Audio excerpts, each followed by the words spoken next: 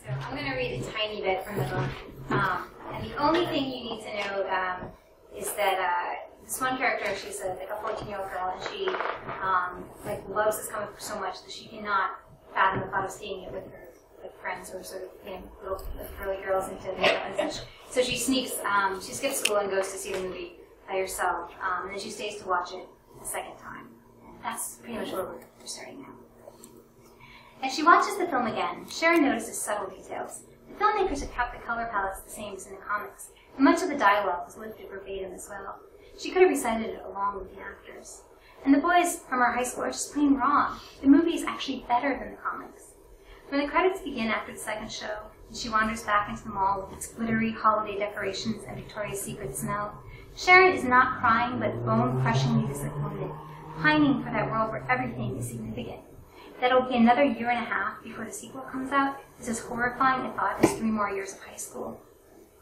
Even through the spray can snow on the mall's glass doors, Sharon can tell it's darker outside than it should be at 4:30. Further inspection reveals that it's pouring rain. The fat drops a little like the nuclear fallout from the movie. At some point, she must have lost track of her umbrella. She's mentally retracing her steps when there's a tap on her shoulder. "You go to Walnut, right?" It's the dark-haired senior from her high school. "Yeah, I'm a freshman. I wasn't feeling well this morning, so I didn't make it in." She bites her tongue. Sometimes when she's nervous, Sharon talks too much. "Thought I recognized you. You've got those pretty eyes." The boy is tall with soft-looking ears and a fascinating mix of stubble and bumps on his chin. She wonders what a girl like Laurel would say in return, what a girl is supposed to say. "Did you like the movie?" he asks, and Sharon can hardly breathe. She can't talk to him about Rowan and Cordelia's tragic love story and the struggle to find the right world that will save everyone in World 1. Not here, where things are safe and comfortable, where the Gap is having a sweater sale and a Muzak version of White Christmas blends in with the fountains. "It was pretty good," Sharon mumbles, grabbing at the door. "I need to go. My ride is waiting outside for me. It's my parents. They're here to get me." She's at the edge of the parking lot before registering how much colder it's gotten since the afternoon and how hard the rain is coming down. But even if she had enough money for another umbrella, she'd run the risk of bumping into the guy again. Pulling the front of her jacket tighter, she hunches over and trudges toward the highway. As she follows the grassy path to the shoulder of the road, everything will feel slower than it was on the way there. There's more traffic this time of day, so she moves farther from the highway, the ground mushy and hard to navigate. Water soaks through her sneakers and socks, every step like squishing cold jello. In 10 minutes, the waterlogged down of her jeans goes from annoying to debilitating. She thinks of Commander Bryce in the movie and the Snow Sisters leading groups of survivors through the cold ash and burning sun of nuclear winter, and even through her own discomfort, there's that stab of longing to be out of this world and into an even more unpleasant one. Another 10 minutes, and her teeth are chattering, hands stiff and numb. She flirts with the idea of calling her parents. Obviously, they'd never understand about E&E and Captain Rowan, but she could invent a story about a fight with Laurel and Laurel's friends at the mall after school. Her mom especially seems to like it, when she gets out there and does normal teenage things. No phone booths anywhere. Water stings her eyes and she realizes she can't keep going, might not even make it to the exit ramp 30 yards away. So Sharon just stops and feels sorry for herself. An old station wagon with wood-paneled sides pulls up to the shoulder of the road. The driver leans across the passenger seat to roll down the window. "Where are you headed?" asks a man, maybe 50-something, with salt and pepper hair. She tells him Reading Road. "It's on my way," he says. "I can drop you." He pops open the door and Sharon slides in, instantly creating puddles on the cracked vinyl seats and floor mats. "Thank you," she says, as welcome heat blows at her face from the vents. So relieved, Sharon takes a few seconds, until the car is zipping at 50 miles per hour, to notice her surroundings. Smell hits first, something long past ripe and decaying. Then she glances behind her, where the whole long hatch of the car is filled, yellow newspapers and plastic IG grocery bags, oil-soiled rags, gardening tools with clumps of dirt clinging to sharp edges, what looks like the blade from a chainsaw. On the dashboard there's a saint figurine and rosary beads dangle from the rearview mirror. "Don't worry, little lady," says the man when he notices her looking. "I'm not a religious zealot or anything." "I wasn't thinking that," she says politely, though his mentioning it makes her shiver again. This close you can see how dirty the driver is, younger than she originally thought, but unkempt, with brown indiscriminate substance under his fingernails. "This used to be my wife's car, and she'd take it to church sometimes." The man is leaning toward her, familiar scent on his breath, the gin and tonic her father pours himself each night after work. A lot of good all that praying did her, right? Sharon nods and tries not to let her mind wander to the tools and possible chainsaw in the back, not to make any unfounded connection between them, the presumably dead wife, and the smell. I'm only saying religion didn't help her, says the man. Through the windshield, the world is eclipsed by curtains of rain and fog. Get out of this car. Shame strikes before fear. Her grades have always been okay, solid B's with A's in history and English. But as far back as she can remember, Sharon has always harbored a secret sense that she was smarter than most people in some less tangible way. That all that time reading about other worlds and making up stories had to count for life experience, even if the experienced life might not be her own. Had she been reading a book in which the young heroine accepted a ride from a stranger, Sharon would expect the girl to end up raped or murdered or tortured in some horrible imaginative way. She would have dismissed the character as too dumb to warrant any concern. Get out of this car. Sir, it's okay if you drop me off here, she says, trying to determine through the steamed windshield where exactly here is. The man continues talking, as if she said nothing. You know that old saying, there are no atheists in foxholes, he asks. Though she's never heard it, Sharon nods again. Well, the driver continues. I was in the war, and I can tell you for damn sure I was the atheist in the foxhole. Thank you for your service, Sharon says, without knowing which word the man is talking about. Her father joined the National Guard to avoid being drafted during Vietnam, and says the phrase whenever they walk by uniformed soldiers. Sweet girl. He looks at her directly for the first time, revealing a bowl on the end of his nose and cracked lips with dried saliva tamped in the corner. Thank you. As stealthily as possible, Sharon inches her butt toward the door. It's hard, because her jeans are wet enough to stick to the worn vinyl seats. Really, it seems like the rain is letting up. You can just drop me off here. That'd be great. Still looks like cats and dogs to me, says the man. He's right, of course. Thick sheets of water smacking the windshield. Reading Road is on my way. It's no trouble.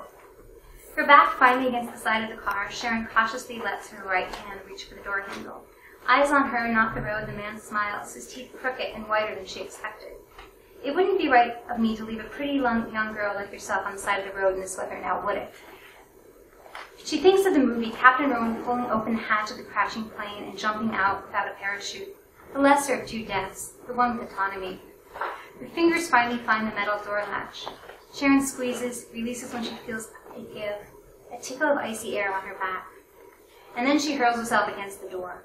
Falling backward isn't easy. It goes against every human instinct to grope for the seatbelt or the console, to cling and cling and cling to the known. Let it go. A crash of pain in her left thigh, like nothing she's ever felt before when she hits the asphalt and rolls away from the highway down the grassy shoulder.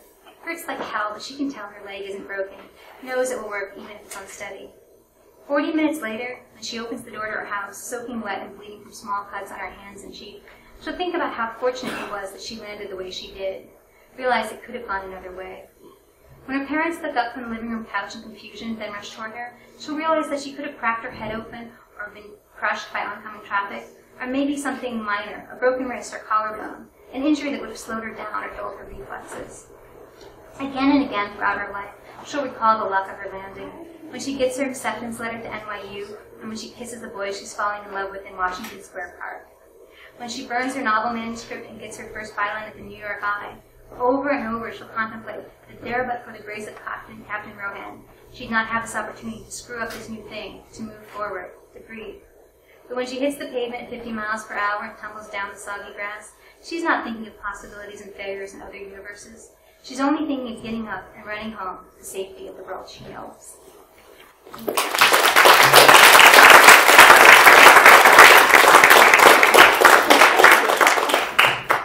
Now I guess it's top. Microphone. Oh, and they're on.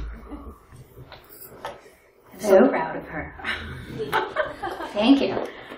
So here's the first thing, and it's kind of a stupid question maybe, but I've known you for a long time, and I would not have thought that you were a high school geeky girl. But this whole Eons and Empires thing, I'm guessing, is based on some kind of fixation you had as a kid?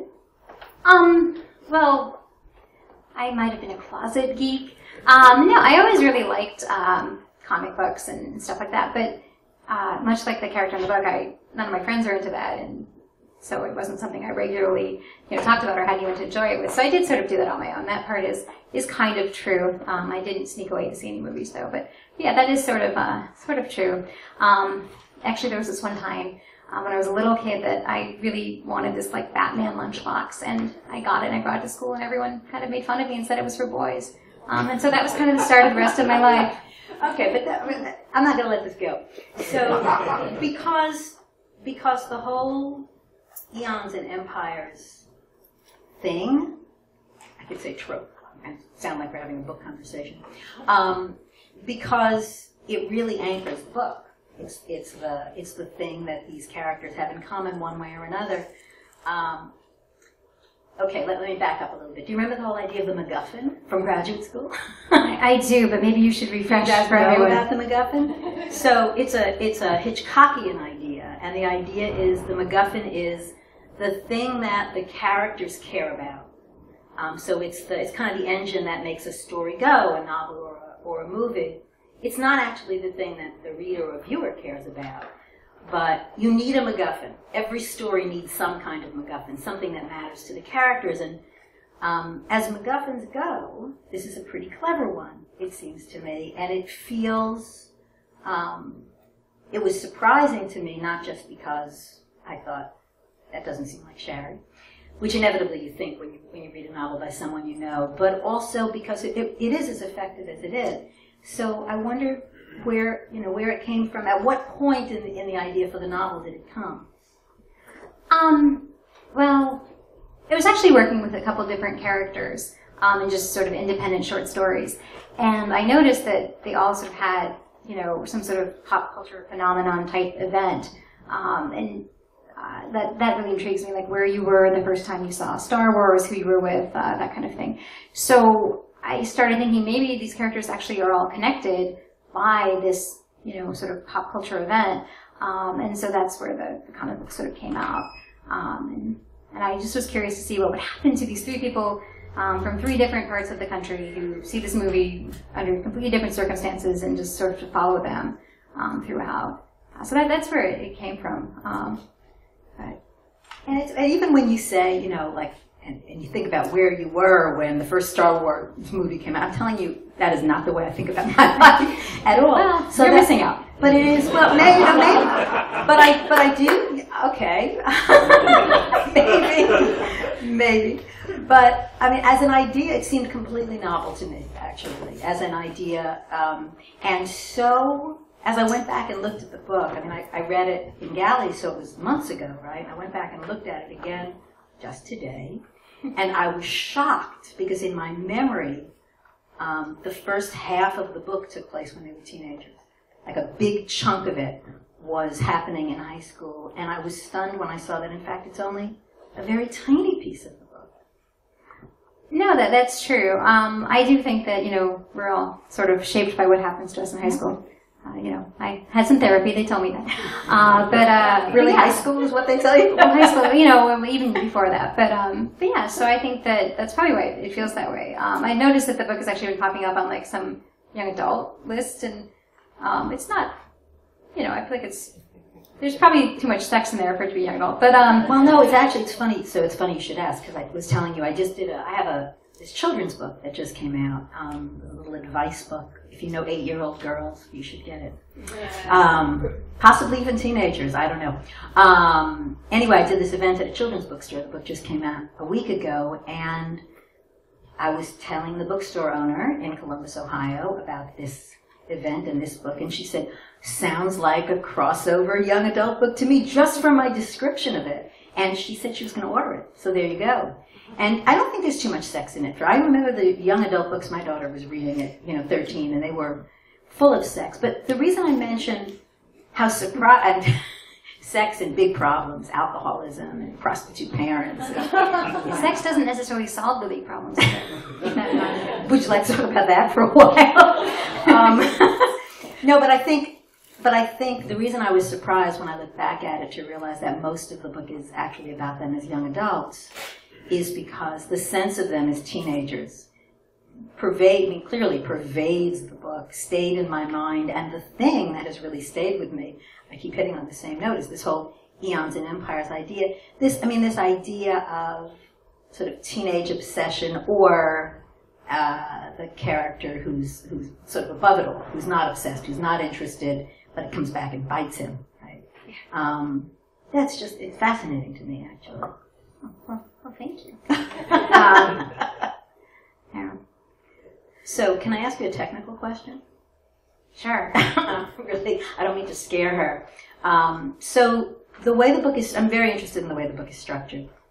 And so I'll tell you, since most of you probably haven't read it yet. So there are essentially 4 really important characters who you first meet as teenagers, and then, in my memory, 150 pages later, in real life, maybe 30 pages later, you pick up their lives again when they are out of college and pursuing their careers, and you see, in sometimes very surprising ways, their lives begin to intertwine. 3 of those characters are, and this is, I should pause to say, I'm sorry, this is where, teaching graduate students in creative writing just kind of rears its ugly head, and also being Shari's old teacher. So 3 of these characters' stories are told to us in third person, very close third person, so it's like we're inside their brains. Mm-hmm. And then the 4th one, very surprisingly, is told to us in second person. So it's, you sit in your car, you arrive at her house. Why? Well, this is your thesis defense, Shari. This is actually what I was going to say is that the initial chapter is from my thesis, which is a long time ago. Apparently, I'm a very slow writer. So that character, it's Oliver's the character's name. He always sort of just came to me as like a second person. And I never thought of him as any other way. And then as I was writing, I started thinking, like, why is he kind of, coming out this way? I think it's because he's the most removed from, as the other characters. Like, I think he doesn't address any of his, thoughts or his actions much at all. And so I feel like it's almost like, instead of a first person or a close third, it's almost like he's putting it off, like, oh, this is on you. This is your fault. This is you.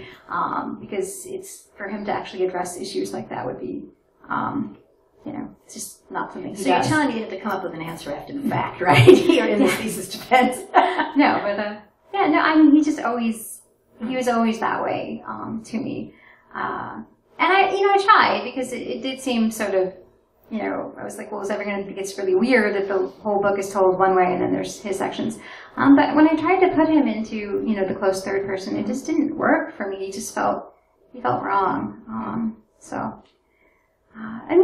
He's kind of the observer.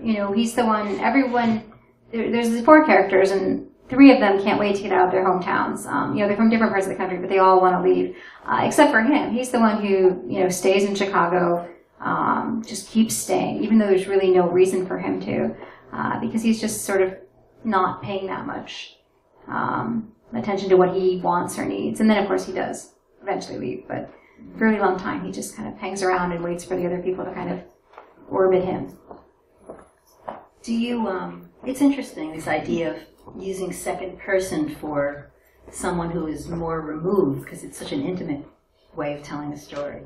And makes people, it makes you uncomfortable too, right? I mean, there's that, people use second person sometimes as a stand-in for first person. Right. We do it all the time when we're talking, I'll say, how when it's really cold out and you don't want to leave the house, and you really mean, when it's really cold out, I don't want to leave the house.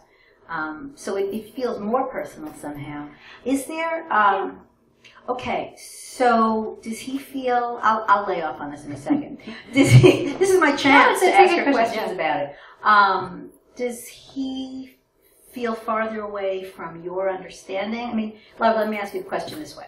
So, right, all our characters are always versions of us in some way. Is he less of you than the others? Is one of them more? Is Sharon, I mean, the name is hard to kind of get away from. Is Sharon more like you than the others are? Or are there bits and pieces of you everywhere? No, I mean, I don't think, I think, Sharon is on paper a lot more like me. Like, she's a weird comic book geek, and she works in magazines and stuff like that. But, I think that, her interiority is a lot different than mine. I don't think I would make the same choices she would make. I feel like... Did you ever jump out of a car? I've never jumped out of a car. I've heard it's not... I wanted to ask you that. I've never jumped out of a car, and I don't recommend it. But I do feel like they're all me in a sense. But I mean, yeah, I feel like my sense of humor is probably much more in line with, like, Adam.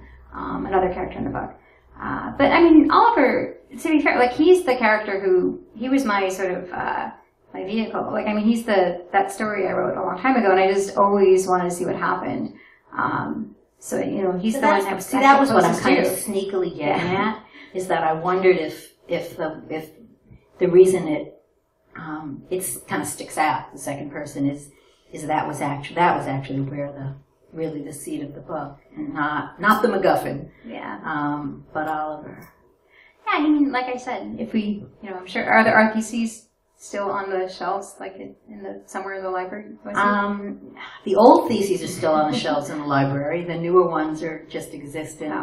You know. Like, I remember we had to buy like special paper to print it out on, like with the watermark. So somewhere that. Oh yeah. Well, when I went to graduate school, when Scott Rabb and I went to graduate school, we had to type our theses, and if there was a mistake, we had to start all over and type it. So it depends on what era you're from. But now the theses are they're shelved electronically, and they are embargoed so that people can't read them outside the university for X number of years, because otherwise it counts as a publication. Oh. But you don't want. I mean, you don't want your thesis to have been published. So there you go. A little technical talk from Ohio State. Go Bucks. So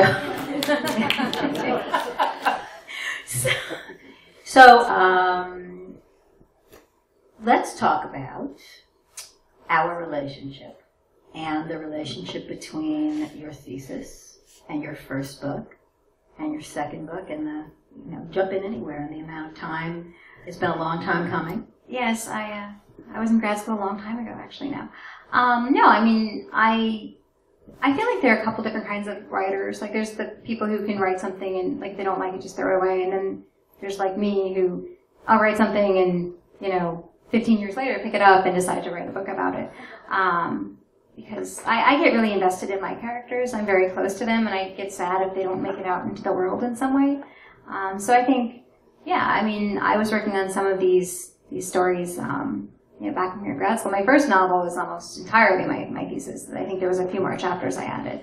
But no, it was great to work with Michelle. I remember, I don't know if you remember this, but I think you didn't actually call me. I think Lee did to tell me I got in, because he was in charge at that time. But I remember the first time I met you, you remembered like a detail about Diet Coke. I still remember this. So this is weird. So I have been teaching for 26 years, and I just finished reading applications for next year's class. I just read 300 applications, and I actually still remember Shari's writing sample.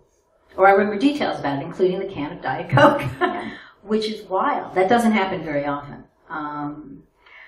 I wrote very lovingly about diet soda because it was a big part of my life. It still is sometimes. But yeah, I was like so amazed that you remembered that when we first met. And so the other thing I remember from when you were in school, and I'm wondering if you still do this, is that you said you always kept several different documents open on your laptop. You were always writing more than one story at the same time. I mean, literally, if you'd write a little bit on one, if it wasn't working, this weird sort of ADD kind of writing process. Yeah, I looked at my husband because he gets mad at me because there's always 500 windows open on the computer at any time. They're not all stories, are they? No, they're like weird, things I'm looking up online. But yeah, I just like to sort of, I feel like if you have several things open at one time, if you get really bored or stuck on one thing, then you have something else open, and so you have to work on something. So yeah, I still do that. But then, sometimes it's hard for me then to buckle down and actually finish something, which, I try to do every now and again. Well, here we go. So this novel, so yes, I do remember that, that opening part being in your thesis. Because as I recall, the thesis was the linked stories and then some other stories. Right. And the linked stories became her first book, which was billed as a novel in stories, right? I think we called it a novel after a while. That was a publishing decision. But yeah, I mean, it started off, that one was more, definitively stories, and then we sort of lumped them together. So in the time since, you've done a lot of interesting things. I think, like, you were also a young person living in New York City, and it's hard, and you know, when I moved here, I had these aspirations of like, you know, working at the New Yorker or something, but the New Yorker was not hiring. And so I was at a magazine job fair, looking for some sort of job, and some guy came over to me and he was like, "Are you a rewriter? You've got a look we can use." And I was like, "What?" And he was an editor for the National Enquirer, and they wanted like young looking, you know, reporters to go to clubs and go out. And so, stalk celebrities. And stalk celebrities, yeah. And so, you know, it seemed interesting. And again, the New Yorker was not hiring. And so, yeah, I just started working for them, and it's like a little circle where everyone from these publications knows everyone else. So I've gone on to work for almost all the gossip weeklies. You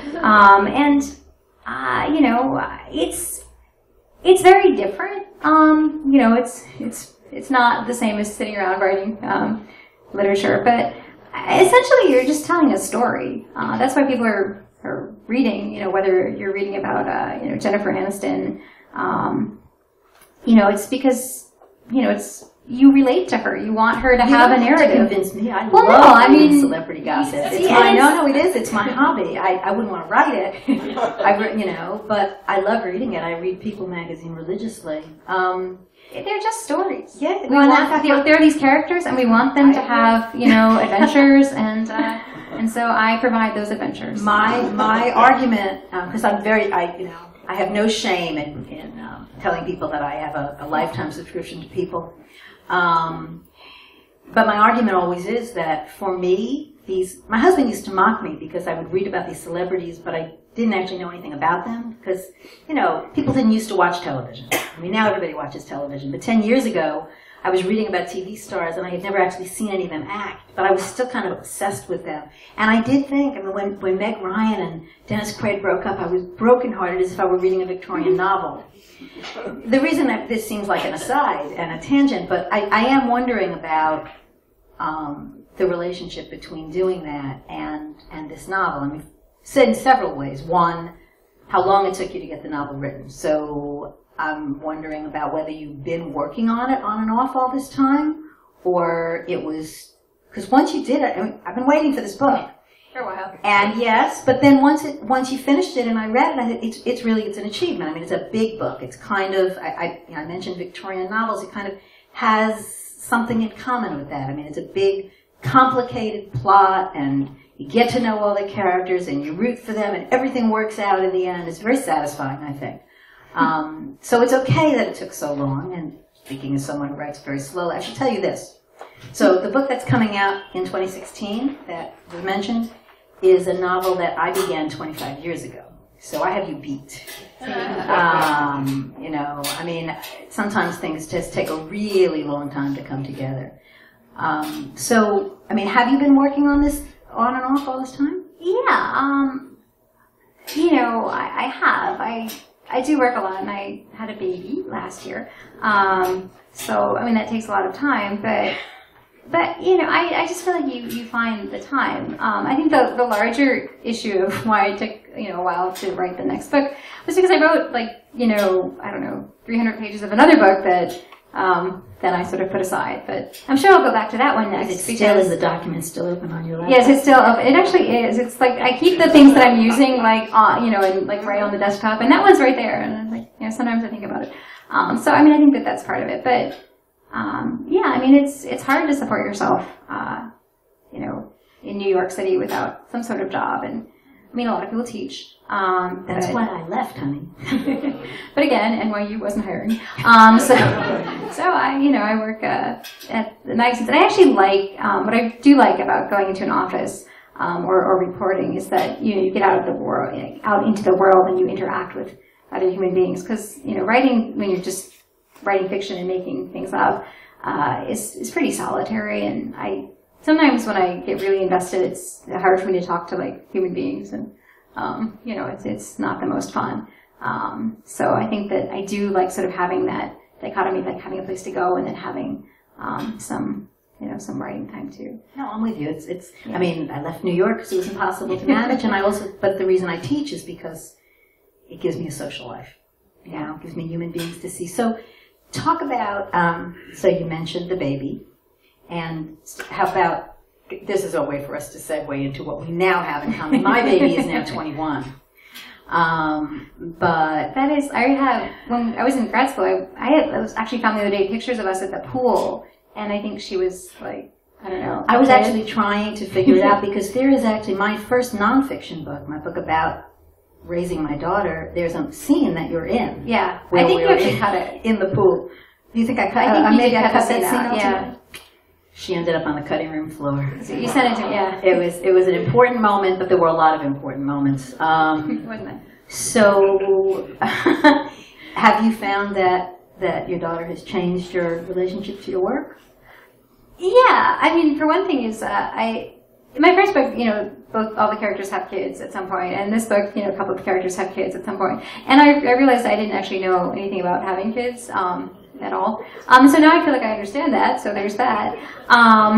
So that's good. So, in other words, you had a baby for research. Yeah, I did for research. I think there was like a 2-year-old like using complete sentences like in my first book, and so I have to change that. But yeah, so I mean it has changed.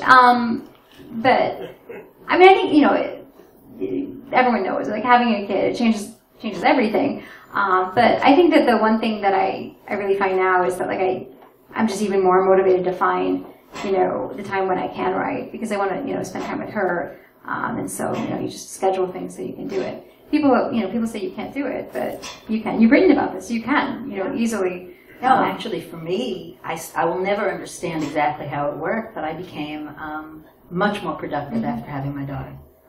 The writer Tilly Olsen, do you remember this story? Yeah. Were you at school? I lose track of the eras. No. You weren't there when Tilly Olsen came. No, I wasn't. So I think it may have been before your time. Tilly Olsen came as the great Tilly Olsen came as a visiting writer, and she was wacky. But she gave me a piece of advice at that time. I had just one book. I had not yet met my husband, and I was telling her of my longing to have a child. I must have been 35 or 36. And she said, "Don't do it until you have a second book. You'll ruin your life."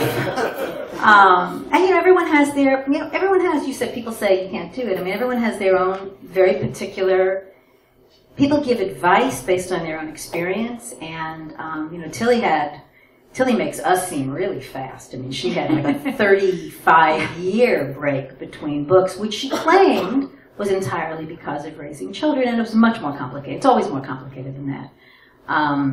And in I took her advice seriously. I didn't take it, but I listened and I worried about it, and I still think about it all these years later. As it turned out, for me, amazingly enough, having my daughter was the best thing I could possibly have done. I mean, part of it was, this starts to sound really sentimental, but I was just happier. I mean, I was really somebody who was like born to be a mother, and my students were reaping the benefits of it, and they do again now that my kid is grown and gone. So there was that, but also it really kind of sharpened me. I mean, I used to be a very precious little writer. I could only write these hours of the day if the pencils were arranged in exactly this way in this room, and I learned to write at Chuck E. Cheese if I had to. Right? I mean... Yeah, no, I mean, that's, again, I used to stay up, like, I'll stay up till, 5 in the morning, and then I'll do stuff. But because you have the baby, you can't do that. You have to have a schedule. I mean, I'm very lucky. I have a wonderful husband who helps out. He does more than 50%. But, it's like we have to, schedule things, so it just makes you appreciate the time you have to write more. And I'm glad your students are getting...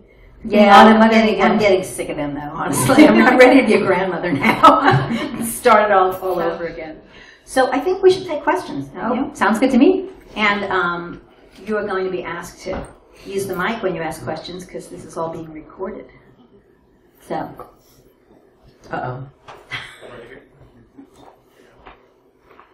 So I'm curious about the part of the book that you read about when the girl gets in the car. Was that a fear you always had about getting in the car with a stranger? Did you actually do that, or? Actually, I was going to say no, but then I remembered, as a grown-up, I think I was 30, I did, it was in Columbus. I was there, because we were at the Ohio in a library awards. So I had to get to this, award presentation, and I, for some reason, had planned really poorly, and I did just, get into a car with a complete stranger. And I think I actually blocked it out right now. But it actually did kind of remind me a lot of that book. But I was a grown-up, so I should have known a lot better at that point. Did you hitchhike? Did you stick your I thumb out did. and go I up? just sort of... At age 30? Yeah, 30. Then Ryan and I once actually, at Yaddo, we got into a car with some people and there was a snowstorm. But that we were together, so it was a little different. But, yeah, no. So, both times ended great, but I don't recommend. Yeah. I think actually, that's my brother asking that question. So I think it's actually in every woman's, I as a teenager, I hitchhiked around Brooklyn. It was, yeah, see, she did it too. I mean, in the late 60s and early 70s, it was crazy. Mom, you never knew that, did you? No. See, the things my mother finds out when she comes to these events. My best friend and I back then wouldn't think twice about it. I mean, we would hitchhike everywhere we went, and we were lucky that we never got into any trouble. And I think for years afterwards, I quit doing it a lot sooner than she did. It kind of stays with you as this thing that could have happened, this terrible thing that could have happened. And I suspect that chapter will resonate with virtually every woman, whether she'd ever been in that situation or not. I mean, it's one of those, I don't know, it's like the monster in the closet kind of thing that we've all got. Where we fall. Well, yeah, there's that. I mean, if I can't even think about the possibility of my daughter ever doing such a thing. So. Hi, Shari. Hi. You actually did hitchhike with me. Oh, yeah. Oh, no. We actually did almost die then. But, off of the motorcycle. that was your fault. You can, pay people to take you around the motorcycles in Vietnam. And we were doing this, I guess we were on separate bikes, but they were following each other. And Shira told the guy, that we wanted to go to some ceramic village or something. It was like an hour outside of the city, and we just kept going further and further away. And I was like, we're going to, get killed. And we finally got there, and we just both got off, and we were terrified. We bought little things of pottery, and then said, please take us back. And then tried to charge us more money. But once we got back, the time to try to charge us more money was when we were stranded in the village. But once we got back, we were like, no. Let's talk about something else. It's Yes. starting to make me very anxious. I don't know where my daughter is tonight. I know what you're thinking about this. I see head.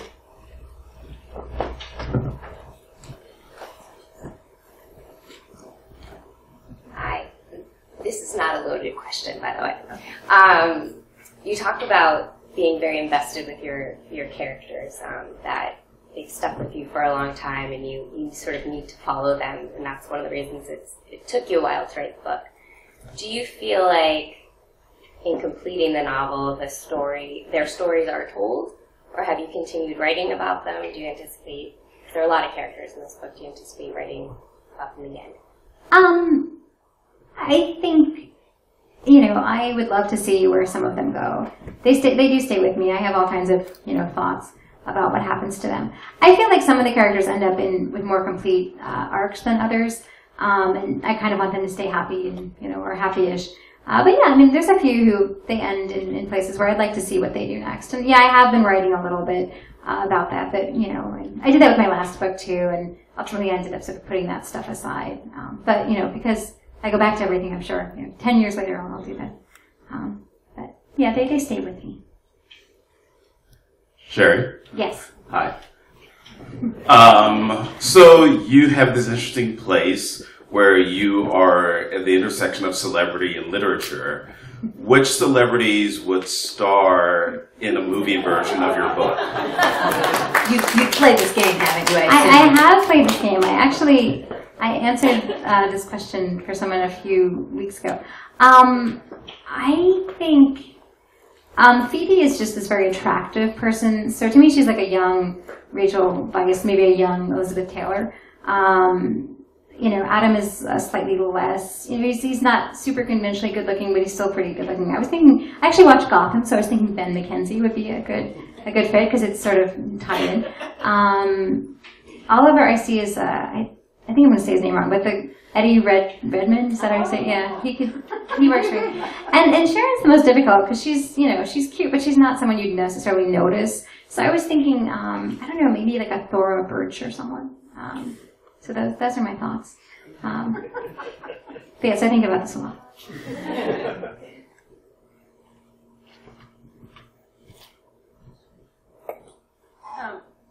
You write pretty closely from a couple female perspectives and a couple male perspectives, and I was just wondering, do you find it more difficult to write from a male perspective, or how do you, from what I've read, it seemed very convincing, both of them.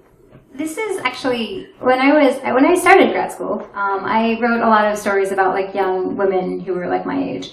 And I'd bring them into workshop and everyone would say, I liked it, but the main character was such a bitch. And so I sort of stopped doing that. I started writing about like men in their 40s as opposed to like women in their early 20s. And the thing I discovered was that it made me really invent someone from the ground up, because it's not like I know what it's like to be a man, but I know what it's like to have to, I could give someone such a background that I would know what it was like to be that character. And so I think in a lot of ways I actually do better when I write from a male perspective, because I'm just inventing everything. I'm not making assumptions that like all women feel a certain way or anything like that. And so I feel like I actually, I don't know. For me, it's probably easier to do men because I like just get so thoroughly invested in every detail of who they are versus a female character where I just sort of make assumptions like, oh, all women feel this way, so everyone's going to know that, and I don't need to put that on the page, and then people say, oh, she's a bitch. It's funny, the other piece of that, the piece of it that's happened to me since I've started writing, it's now been such a long time, right? Since 2001, I think, I've been writing personal nonfiction.